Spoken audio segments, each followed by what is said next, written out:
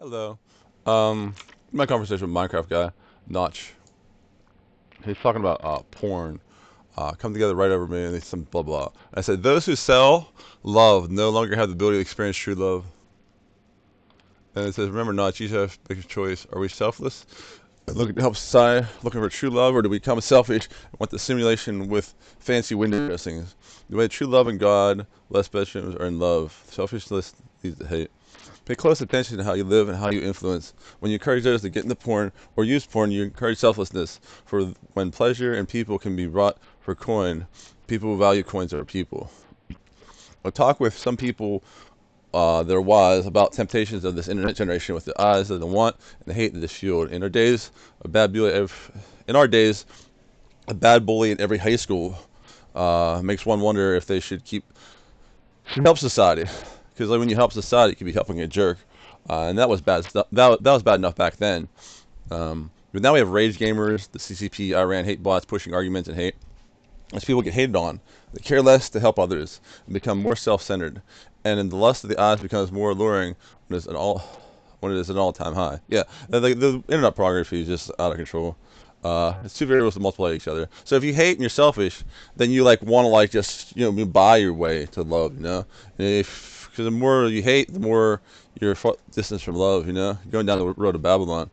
Temptation is to want to check out true love and get lots of money to bank. That and you hurt and kill people in the way. And as everyone hates more and more, lately fueled by hate bots, people will get left empty.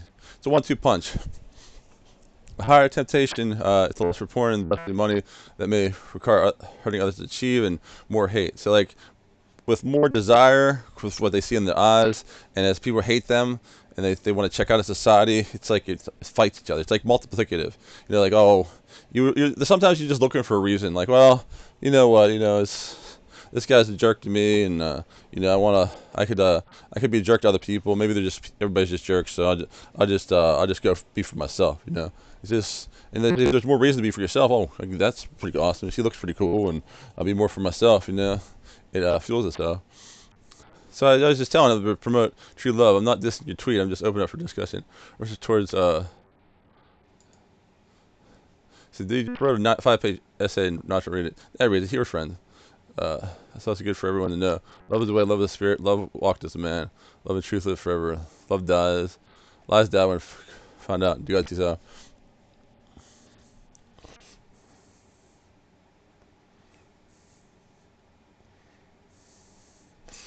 Like I give him the science thing. Science doesn't know.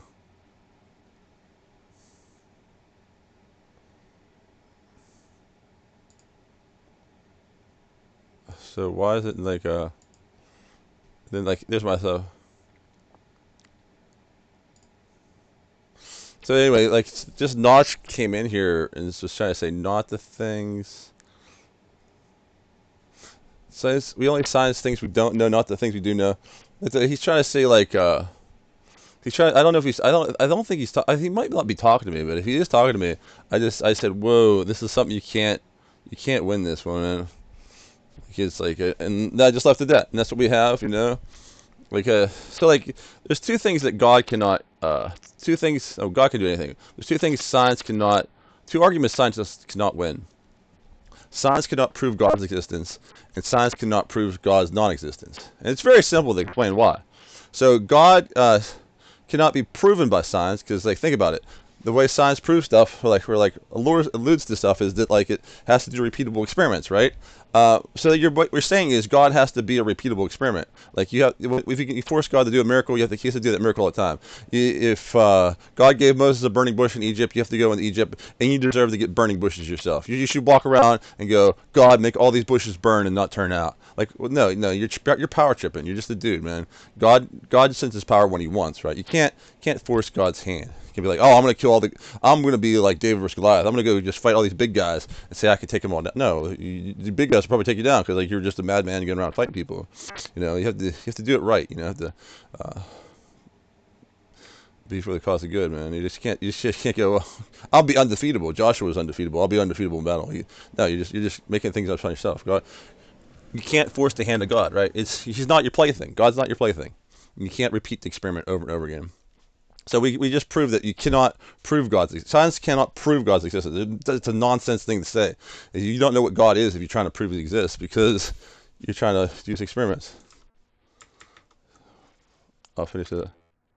And then what happened is science cannot prove God's non-existence, right?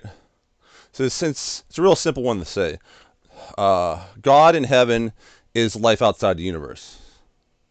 And we don't know if there's life on Mars, Venus, anywhere in the solar system, anywhere in the galaxy, anywhere in other galaxies. We don't know if life's anywhere. So, like, if we don't know if life's here in this universe outside Earth, why are we making? Why science makes no claims about life outside the universe, right?